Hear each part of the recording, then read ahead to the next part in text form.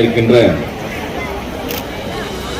எங்களுடைய சட்டமன்ற உறுப்பினர் மரியாதைக்குரிய சகோதரர் எஸ்.ஆர். ராஜா அவர்களே மற்றும் எனக்கு பின்னால் உங்களுக்கு நீண்ட உரையாற்றி மாணவ மாணவிகளுக்கு ஒரு சிறந்த அறிவுரைகளை வழங்க வருகை தந்திருக்கின்ற கல்வியாளர் திருமதி Treesa Xavier, assistant professor, Laila கல்லூரி, டிடியு கௌஷல் கேந்திரா என்கின்ற கல்வியாளர் அவர்களே மற்றும் இந்த பகுதியின் மாமன்ற உறுப்பினர் சகோதரி ஷகிலா ஜான்சி மேரி அவர்களே மற்றும் என்னோடு வருகை தந்திருக்கின்ற மாமன்ற உறுப்பினர்கள் சகோதரி ரமணி ஆதிமூலம் அவர்களே, சகோதரர் ஜோதிகுமார் அவர்களே மற்றும் எங்களுடைய இயக்கத்தின் முன்னோடியாக இறங்கிக் கொண்டிருக்கின்ற முன்னாள் நகரமன்றத்தின் உறுப்பினர் சகோதரர் பத்திரிகையில நாட்டிலே எழுந்தது என்னவென்று சொன்னால், எந்த அதிபராக இருந்தாலும், அது அமெரிக்க அதிபராக இருந்தாலும், ரஷ்யாவின் அதிபராக இருந்தாலும், யாராக இருந்தாலும் அந்த நாட்டின் அதிபர் சென்று அவரை அழைத்து வருவது, விமானத்தில் வந்து இறக்கி அழைத்து வருவதோ அல்லது காரில் ஏற்றிவிட்டு காரை அவரை ஓட்டி செல்வதோ அந்த நாட்டின் மரபுக்கு முரணானது. அப்படிப்பட்ட முரண்பட்ட மரபை இவர் கடைபிடித்திருக்கின்றார் என்று சொல்லி அவர் மீது குற்றச்சாட்டு எழுந்தது. அப்பொழுது அந்த அதிபர் என்ன சொல்லுகிறார் சொன்னால், நான் இந்திய நாட்டின் ஜனாதிபதி என்பதற்காக சங்கர்தயாள் சர்மாவை சென்று விமானத்தில் வந்து அழைத்து வந்து காரில் அமர வைத்து நானே ஓட்டுநராக செல்லவில்லை.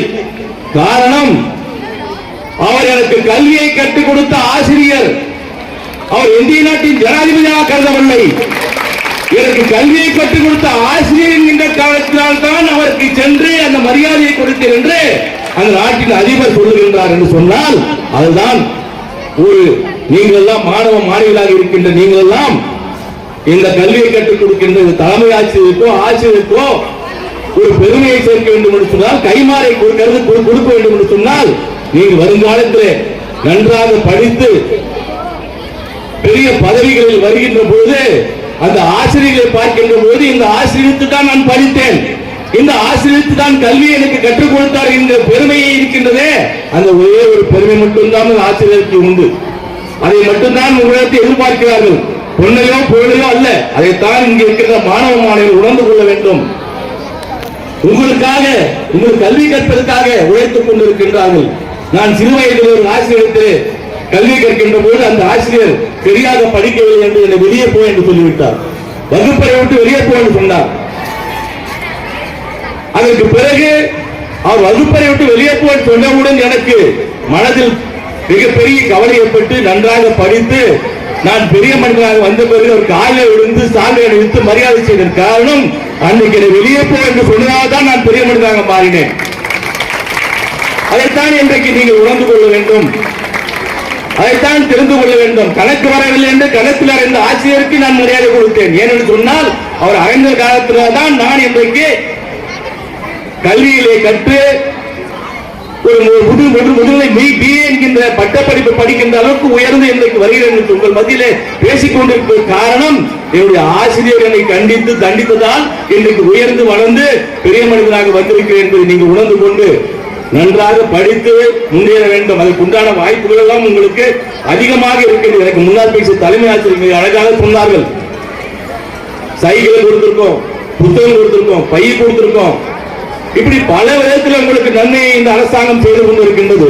கடந்த சைக்கிள் கொடுக்கின்ற விழாவிலே கூட நானும் சட்டமன்ற உறுப்பினரும் கலந்து கொண்டு மாணவ மாணவிகளுக்கு சைக்கிளை கொடுத்தோம். இன்றைக்கு அரசாங்கம் எந்த விதத்தில் உங்களுக்கு நன்மை செய்து கொண்டிருக்கிறோம், கவர்ந்து கொண்டிருக்கின்ற பெண் பிள்ளைகள் இவர்களுக்கெல்லாம் மேல்நிலை படிப்பு படிப்பதற்கு 1000 ரூபாய் ஊக்கத்தொகை அரசாங்கம் இன்றைக்கு வழங்குகின்றது. காரணம், மேல்நிலை படிப்பதற்கு பணம் இல்லாமல் பொருளாதாரத்திலே காரணம் காட்டி இவர்களுடைய படிப்பு நின்றுவிடக் கூடாது என்பதற்காக 1000 ரூபாய் ஊக்கத்தொகையை கொடுக்கின்றது. அதோடு மட்டுமல்ல, இந்த 5ஆம் வகுப்பு படிக்கின்ற பிள்ளைகள் இன்னைக்கு பசியால் பட்டினியால் அவருடைய படிப்பு நின்றுவிடக் கூடாது, அந்த படிப்பு பசியால் நின்றுவிடக் கூடாது என்கின்ற காரணத்தால் தாயுள்ளத்தோடு இன்றைக்கு தமிழகத்தின் முதல்வர் காலை உணவு திட்டத்தை கொண்டு வந்து அந்த பிள்ளைகளுக்கு காலை உணவு வழங்கி இன்றைக்கு அனைத்து பள்ளிகளும் இன்றைக்கு அதிகமான பள்ளிகள் குழந்தைகளுக்கு செல்கின்றார் என்கிற நிலை இன்றைக்கு உருவாக்கி இருக்கப்பட்டிருக்கிறது. இதெல்லாம் அரசாங்கம் உங்களுக்கு செய்து கொண்டிருக்கின்றது. நான் முதல்வன் என்கின்ற ஒரு திட்டம், நான் முதல்வன் என்கின்ற திட்டத்தை நீங்கள் தெரிந்து கொள்ள வேண்டும். ஒரு மாணவ மாணவியிடத்தில் இருக்கின்ற திறமையை, அவருடைய ஆற்றலை புரிந்து கொண்டு தெரிந்து கொண்டு அவர்களை எப்படி ஊக்கப்படுத்த வேண்டும், அதன் மூலமாக அவர்களுடைய ஊக்கத்தை, அவருடைய திறமையை வெளிப்படுத்த வேண்டும் என்கின்ற எண்ணத்திலே துவங்கப்பட்டதுதான் நான் முதல்வன் என்கிற திட்டம். இந்த திட்டத்தின் மூலமாக பெரும்பாலான மாணவிகள் இன்றைக்கு பல விதத்திலே பயனடைந்திருக்கிறார்கள் என்று குறிப்புகள் பத்திரிகையிலே வந்து கொண்டிருக்கின்றன. இதையெல்லாம் நீங்கள் தெரிந்து கொண்டு புரிந்து கொண்டு பல விதத்திலே இந்த மாணவ மாணவிகள் நன்றாக படித்து இந்த அரசாங்கத்தின் உதவிகளையும் பெற்று மிகப்பெரிய அளவில் நீங்கள்லாம் வருங்காலத்தை உயர்ந்து நிற்க வேண்டும். கல்வி ஒன்றுதான் உங்களை காப்பாற்றும். ஒரு பல ஆண்டுகளுக்கு முன்னால் குஜராத்தில் மிகப்பெரிய பூகம்பம் ஏற்பட்டது.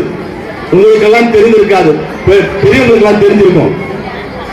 அந்த பூகம்பத்தை ஏற்பட்ட போது பெரிய பெரிய மாட மாளிகைகளாக இருந்தது. பெரிய பெரிய அடுக்குமாடி கட்டிடங்கள் எல்லாம் அரை நொடியில் மண்மேடாக மாறிவிட்டன. மிகப்பெரிய பூகம்பத்தால் ஒன்றை மட்டும் அழிக்க முடியவில்லை.